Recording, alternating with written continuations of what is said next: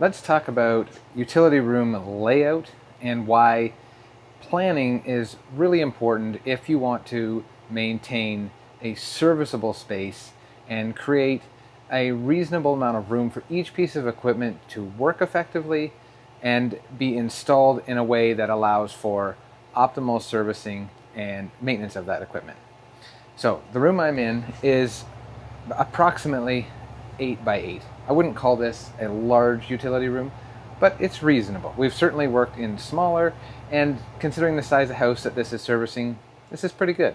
However, that 8 foot by 8 foot footprint can disappear really quickly if the layout and design is not done effectively. One of the first things that I like to look at when thinking about a layout is, where's our water coming in? That might sound a little odd because we think of water lines as little plastic PEX lines that run throughout the house and aren't that big, and they can kind of snake in and out of joists and spaces wherever they need to go.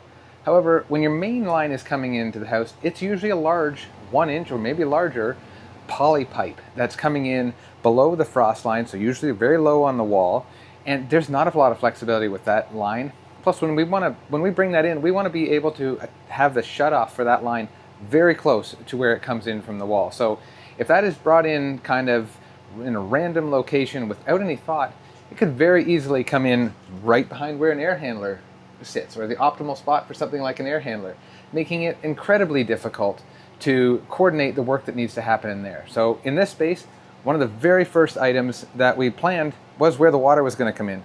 We set it up in an area where we already knew we had some open floor space because we have a sump pit in that area.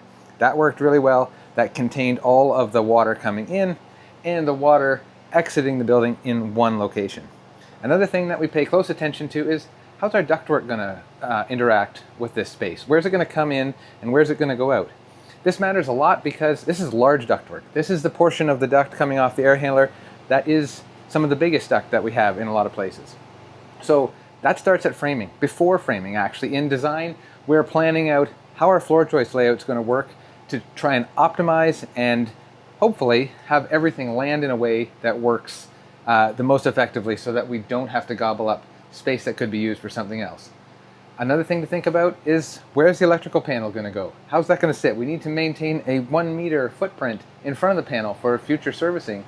So that can't just be put somewhere where another piece of equipment may interfere with that. So that's another question for your electrician. What's an optimal spot for your panel? How can we integrate all of this in this small space? Again, if you're on a well or you need water treatment, that's also another large set of components, and we need to create a space for that.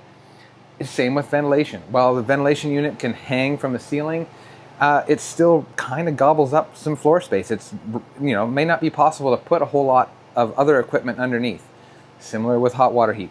Essentially, all these components you can kind of picture in like a 3 foot by 3 foot footprint for each item. And if we can distribute these around the outside wall, so we can be left with a reasonably large floor space in the middle, it makes working in the space as simple as possible, and it makes future removal and repair of any of the components in here quite doable without actually having to remove another piece of equipment just to get at it. We don't want this to be like the engine compartment in your car, where when you need to replace a starter, you got to dig around and get behind an alternator or something like that. We want this to be as simple as possible so that it encourages routine maintenance and inspection from our homeowners. And when the time comes to actually replace or repair something, the service techs can come in and do their work, and you really only have to call the service tech for that piece of equipment, not an electrician to deal with something that's in the way, or not a water treatment specialist to deal with something that's in the way of the air handler. And take a deep dive into the equipment yourself. Get a good understanding of the size of the equipment and what kind of space it needs to optimize its performance. And most importantly, consult with your trade professionals.